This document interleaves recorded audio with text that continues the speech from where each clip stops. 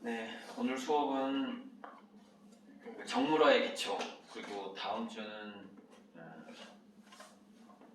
풍경화의 기초 같은 건데, 정물화의 기초로서 사과는 굉장히 신화적 에피소드도 많고, 이렇게 보시다시피 사과만 즐겨 그리는 화가들이 꽤 많고요. 그러니까 좀 가장 인기 있는 게 꽃, 화가들한테. 두 번째가 나무, 두세 번째, 2, 3위에 해당하는 게 아마 이 사과인 것 같아요. 굉장히 인기 있는 정물이죠, 정물. 그 다음에 이제 도자기 같은 거. 그래서 전 세계 보면은, 그러니까 우리나라는 사과 그림만으로 꽤 유명해진 분이 한 분 있고, 그 그림이 이제 그 사람 그림이 저거네, 저거. 아, 이름 좀 까먹었는데. 맞아. 무슨, 이게 그분 그림이에요. 그분 그림이 아트 상품으로 그 화가의 우리나라의 사과 그림으로 굉장히 그린 거예요. 사과 그림으로 굉장히 유명한 분의 아트 상품이죠. 그러니까 되게 한 5만 원 이하로 나오는 아트 상품이죠. 저도 이제 이런 걸 많이 개발해야 되는데 나중에 아직 지금 정신적인 여력이 없어요. 지금 시간적으로 개발을 해야 되는데.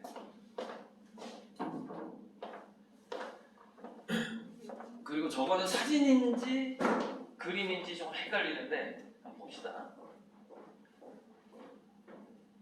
사진이면 더 좋고,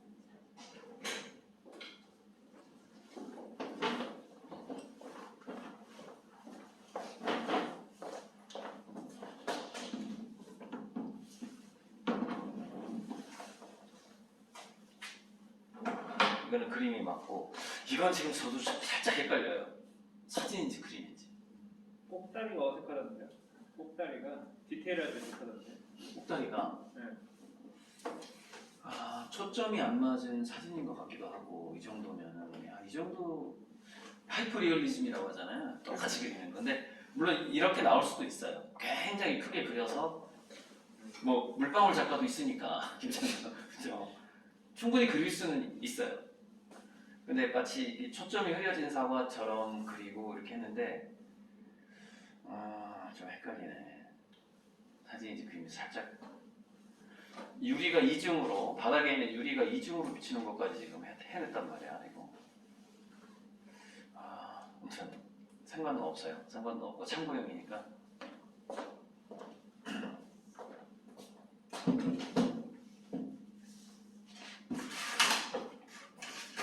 여기 놓고.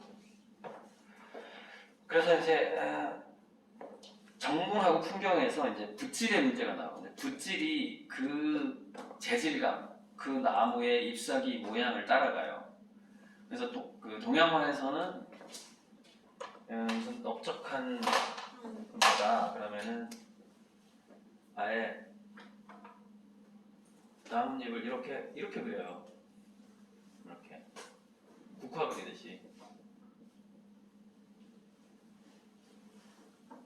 그래서 나무 가지가 이렇게 가는 이런 식으로. 동양화에서는 아예 그 나뭇잎의 모양을 이렇게 그리죠. 또는 만약에 소나무다 그러면 이런 식으로 동양화에서 그려요. 소나무. 근데 동양화에서처럼 이 서양화도, 동양화는 굉장히 확대해서 이런 부분을 확대하죠.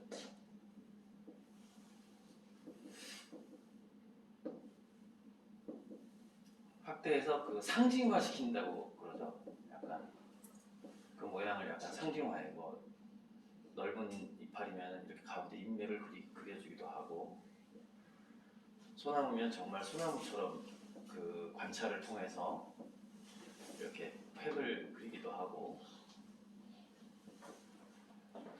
이런 식으로 나무까지 그려주죠.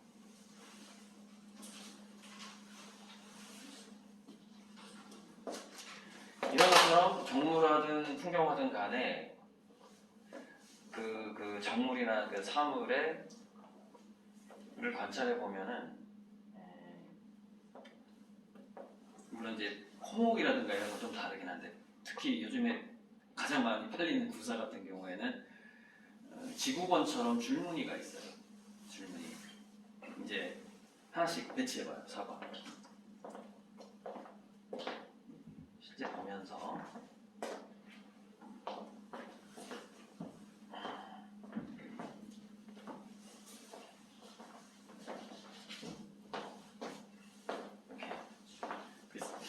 그쪽 사과가 좀 약해서 이거 갖다 줘요. 이거 줄무늬가 잘 안 보여.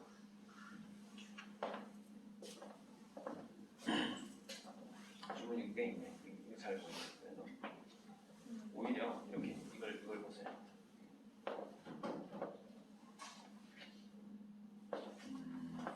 좋아요. 그래서 전에 여기 제가 지구 그 색깔에 저번 시간에 색깔의 그 오극상 5가지 그 오방색에 대해서 얘기했듯이 이 지구본에 보면 이렇게 위도경도가 있잖아요. 위도경도. 사과에도 위도경도가 있는 거죠. 이 사과에 있어서 위도경도를 어떻게 표현을 해야 되냐면 붓질 자체가 그렇게 표현이 되는 거죠. 이걸로 하면 되겠구나. 좀 지워지니까. 화이트보드.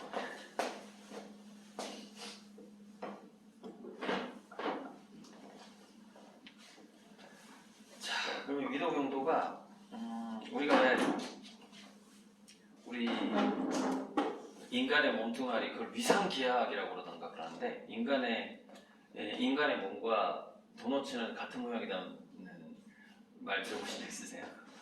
그러니까 구멍이 하나 뚫려 있다는 거예요, 덩어리에. 그러니까 뭐 아무리 뭐 이렇게 복잡한 모양이라 하더라도 말미잘처럼 입구가 하나 있고 출구가 하나 있는 모양을 단순화시키면 동그랑땡이 된다는 얘기예요.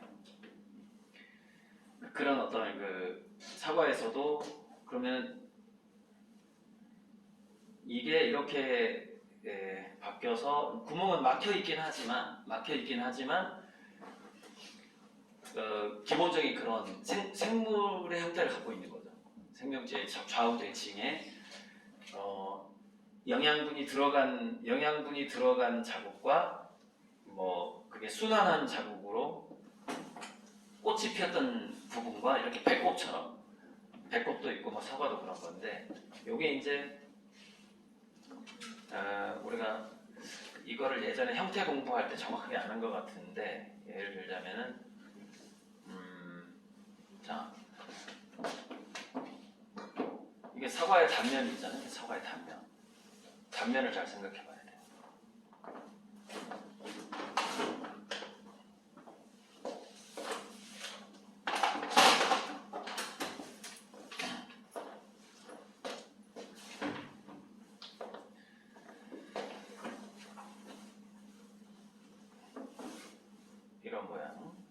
이런 모양인데 이게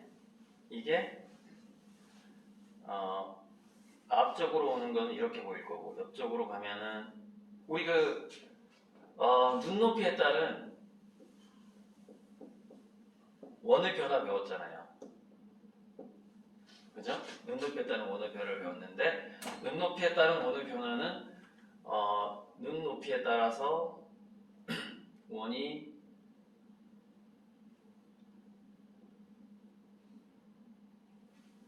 이렇게 변하더라 이거 있잖아요.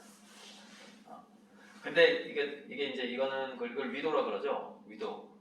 지금 사과는 지금 경도를 그리는 거예요. 경도. 옆모습이죠. 눈높이에 따른 원의 변화가 아니라 뭐에 따른 원의 변화냐면은 방향이죠. 방향. 좌우. 이거는 상하.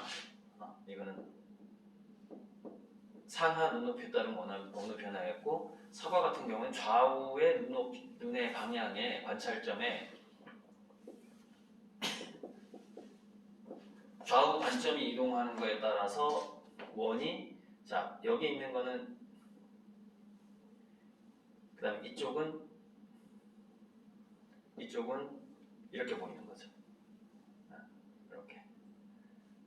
자 그래서 내가 철사로 사과를 조각한다고 생각을 해봐요. 철사를 꼬부려가지고 자 그러면 이렇게 다시 직선으로 보이는 것도 있겠죠. 다시 이렇게. 자, 그러다 보니까 이건 좀 앞쪽에 있는 선이에요. 그러다 보니까 약간 호박 같은 느낌이 나죠. 호박. 참외, 호박 참외 같은 느낌. 그래서 지금 이거를 그려주는 이유는 뭐냐면은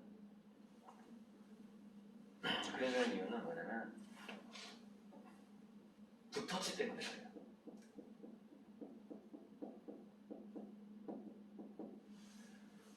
붓터치는 그 사물의 구조나 질감을 반영한다예요. 사물의 구조와 질감을 반영한다. 즉 사과 수채화를 그릴 때 아까 프린트된 게 어디 가버렸는데 여기 있다. 사과를 그릴 때 지금 여기는 우리 보통 입시미술에서 하는 방식의 그림은 별로 없는데 이걸 보면은 그림 맞는데 제가 지금 설명하고 있는 그 경도 사과의 표면에 질감이 나타내는 경도의 방향을 그러니까 지구로 따졌을 때 위도 경도를 말하는 거예요.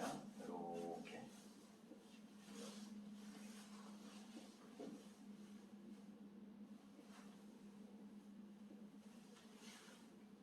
이 방향을 이 화가가 따라주고 있다는 것을 알 수가 있어요. 돌아가는 걸 보면. 특히 이걸 보면 잘 나타나죠. 사과의 그 색깔의 차이. 그거는 이제 발생학이라고 해야 되나? 어떻게 세포 분열을 하다 보니까 우리가 바지락도 무늬가 생기듯이 사과도 이게 점점 커지면서 우리는 아니고 여자분들이 애기 임신했을 때 배 살 터지는 거 있잖아요. 그것처럼 어떤 일정한 방향이 만들어진다는 얘기죠. 이게 부풀어 올라가면서. 그러면서 저런 질감들이 생기는 거죠. 그래서 이 구조, 즉 사과에서 구조는 경도의 지구로 따지자면 경도의 방향이 있다라는 거예요. 근데 이 경도의 방향대로 붓터치 해주는 게 여기까지 오는 것도 굉장히 힘들어요. 그 미술 교육할 때. 왜냐면 초등학생들 보통 교육할 때 이거 뭐 경도의 방향이 있다 이렇게 처음에 설명 안 들어가니까 막 그리기 시작하죠. 자, 그래서 여기 보면 붓터치가 하나 보여요. 이게 지금 아주 제가 입시미술 사과를 못 구해서 참 아쉬운데 막 사과를 구했는데 그리고 자 보면은 붓터치가 이렇게 가 있어요. 이 경도를 따라주는 거야 지금 이거. 이게 굉장히 중요한 노하우예요. 그러니까 색깔은 제대로 안 만들어도 돼요. 왜냐? 사과 색깔 다 다르니까. 아직 덜 익은 사과도 있는 건데, 그죠? 하지만 붓터치가 이 경도를 따라주지 않으면 얘는 그림 배운 지 얼마 안 됐구나, 초보구나 이렇게 되는 거죠. 근데 붓터치만 이 방향을 따라주면 굉장히 고수구나 이렇게 인정을 받는 거예요. 그 구조가 굉장히 중요한 거죠. 이게. 자, 또 보면은 붓터치가 굉장히 큰 붓터치가 하나가 보여요. 자, 두세 개가 보이는데 이걸 보면 왜 이 사람이 지금 보세요? 왜 이렇게 해놨을까요? 곡면에 비친 창문 모양이잖아요. 즉 네모난 형광등이 비친다 하더라도 사과에 비칠 때는 이렇게 비치는 거죠. 그러니까 이거는 뭐냐면은 이 정물이 놓여져 있는데 이쪽에 밝은 창문이 하나 있었던 거예요. 그래서 그 창문이 비친 걸, 그 창문의 바깥에 비친 그 네모난 창문이 이렇게 표현된 거죠. 왜? 쇠구슬에 비친 창문은 이렇게 비치는 거니까 우리 눈동자에 그 만화영화에 보면 눈동자나 이런 게 비친 이런 거 참 많이 보셨을 거예요. 이거 만화 그릴 때 새 것을 그릴 때 이게 동면에 비친 창문의 모양이에요. 그러니까 사과에도 그 동면에 비친 창문의 모양이 있다는 거죠. 그러니까 이건 사실을 바탕으로 한 그럴 법한 우리가 익숙하게 보는 공간은 창문이 다 있고 여기처럼 아치형 창문이 있는데 드물죠. 그러면 어떻게 몽당연필에서 사과를 놓고 그린 다음에 위는 둥글게 이렇게 표현이 됐겠죠. 그죠? 창문의 모양이 반영이 되는 거죠. 근데 네모나게 하는 것은 대부분의 창문들은 네모나기 때문이고 그림은 그럴 법하게 보여주는 거기 때문에 자, 그 다음에 붓터치. 그 다음 붓터치 굉장히 중요한 붓터치가 나옵니다. 이겁니다, 이거. 자, 이 붓터치는 뭐예요? 위도를 나타내주는 거예요, 위도.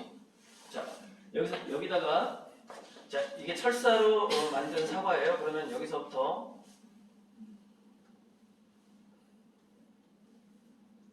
이게 위도죠. 아무튼 이게 약간 위에서 봤다고 쳤을 때 이런 게 위도란 말이에요. 이거.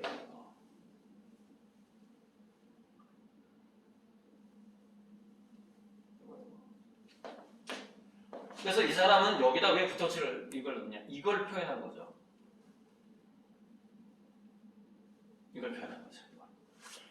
뒤가 더 작아졌죠. 제가 잘못 그린 거죠. 왜? 뒤로 갈수록 원근법. 이거 똑같은 걸 그려도 여기 길이보다 여기 길이가 짧아야 된다는 얘기죠. 이렇게 해야지 맞는 거죠. 이 짧은 붓터치에서도 원근법을 주는 거예요. 그러니까 붓질을 할 때 붓을 깊게 눌렀다가 살짝 얇게 하면서 이렇게 하는 거예요. 그러니까 이게 화가들 이게 완전히 몸에 익혀 있는 거죠. 근데 처음 하는 사람들은 의식하고 이걸 해야 된다는 거죠. 중요한 거. 의식하고 해야 된다. 그러니까 이런 위도 방향의 붓터치는 이제 내가 어떤 사과를 그리냐, 어떤 과일을 그리냐에 따라서 굉장히 달라지는 거죠. 그래서 보통 여기가 진해요, 여기가. 그래서 여기서 이런 무늬들이 꽤 있어요. 이건 경도 방향이죠. 경도 방향 이렇게. 그리고 조금 길고 진한 이런 라인들이 사과에서 이렇게 그리고 곳곳에 이렇게 무늬들이 이렇게 있죠. 이렇게. 그리고 어떤 데는 이제 여백. 자, 이렇게 아직 덜 익은 듯한 이거는 뭐죠? 나뭇잎이 있었던 것이에요. 나뭇잎이 태양을 가렸기 때문에 이게 만들어지는 거예요. 그리고 사과를 보면은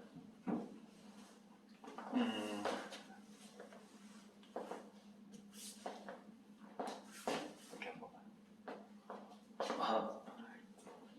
여기가 나무 가지가 있던데 어디냐면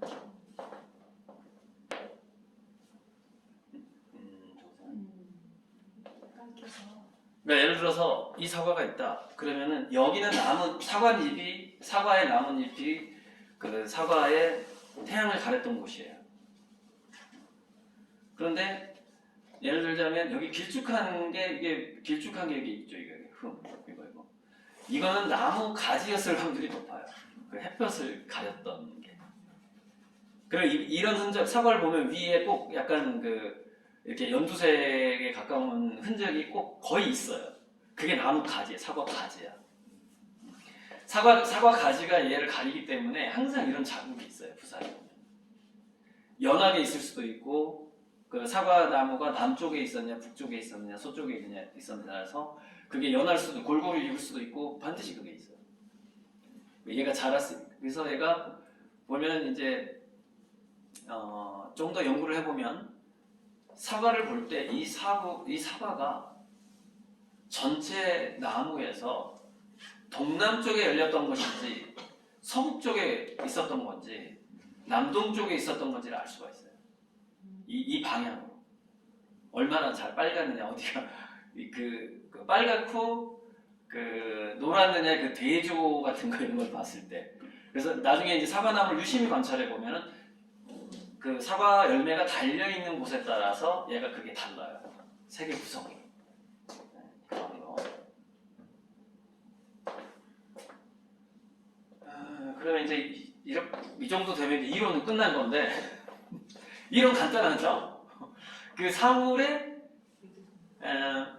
자랐던 상황도 상상을 해야 되고 그 과일의 경우에 그 열매가 열렸던 과정도 한번 상상을 해보고 그리고 이게 그 임산부가 배가 터지듯이 이게 부풀어 오르면서 이렇게 터졌구나 이렇게 살이 이렇게 터졌네 이렇게 터졌네 그런 것도 한번 상상해보고 그렇게 재질감이 그런데 뭐 여기는 지금 빛이 너무 많아가지고 지금 그런데 이쪽에가 창문이 있었네 뭐 이렇게 된 거죠. 여기가 창문이 큰 게 하나 있었네 이렇게 여기 남겨놓는 건데 또 너무 사각형으로 남기면 그럼 그림 같지가 않겠죠. 이 창문을 하나 남기더라도요 이 원을 따라야 돼요. 이거 위도 눈높이에 따른 이 원의 변화를 따르는 그 세련된 창문이 된다 이 말이에요. 이거 하나 그리더라도 우리가 구에 대해서 지금 수업을 과거에 많이 안 해가지고 그래도 이해는 하실 수 있을 거예요. 자, 그래서 여기 보면은 조금 어색하죠 이 부분이 여기 좀 더 이렇게 살이 이렇게 좀 들어가고 이렇게 됐으면 더 좋았겠다 싶은 이 그림에서도 여기가 이렇게 단면이 그런 게 느껴지고 자 여기 보면은 좀 붓터치가 두 번 겹쳐 있긴 했는데 그래도 이 사람이 보면은 붓터치를 잘 보면은 이렇게 붓터치 했다는 걸 알 수가 있어요. 이렇게 했다는 걸 알 수가 있어요. 붓터치가 보여야 돼. 앞으로 이제 다른 사람들 그림을 볼 때 저 사람이 이렇게 붓터치를 했구나. 자 그러면 이론은 사과를 이제 보이는 색깔 저번에 색깔 만들기 했잖아요. 보이는 색깔대로 하면 돼. 단 붓터치는 반드시 경도와 위도를 따르는 방식으로 가야 된다는 점. 그 구조적으로. 그러면 굉장히 수준 높은 사과 그림이 돼요. 물론 이제 구상화에서 추상화 말고 뭐 세잔 추상화 이렇게 가버리면은 뭐가 수준 높은지 이제 그때부터 알 수가 없는데 뭐 이제 추상화로 가다 보면 그 중간 과정이 이거죠. 단순화시킨 사과죠. 이렇게 그냥 상징화되는 게 점점점. 사과 색깔하고 대충 꼭지만 있으면 되지 뭐. 근데 형태는 살아있죠. 여전히 형태는 살아있죠. 이렇게 하면 이제 보통 세 잔의 사과로 가는 중간 과정이죠. 붓터치 몇 개로 사과를 끝내버리는 거예요. 근데 붓터치 몇 개로 사과를 끝내려고 해도 프로들이 그리는 사과는 왠지 사과 같아요. 그러면 프로들이 그리는 사과가 붓터치 몇 개만 했는데 왜 사과 같을까 이 말이에요. 바로 이걸 따라주기 때문에 그런 거예요. 그 구조를 반영해주기 때문에. 자기도 모르게 그리다 보니까 그 구조가 이 붓터치가 이 경도와 위도에 나오게 되는 것이죠. 브로콜리 좀 갖고 와볼래? 브로콜리 다 가져와야 돼. 일단 사과는 여기까지 하고 잠시 머리를 식히고 브로콜리로 다음 시간에 그리게 될 나무에 대해서 먼저 왜냐하면 예습을 다음 시간이 좀 일주일 후라서 지금 좀 예습을 시켜야 돼. 그래서 일주일 후에 더 잘할 수 있다 이 말이에요. 지금 다음 시간이 바로 일주일 후다 보니까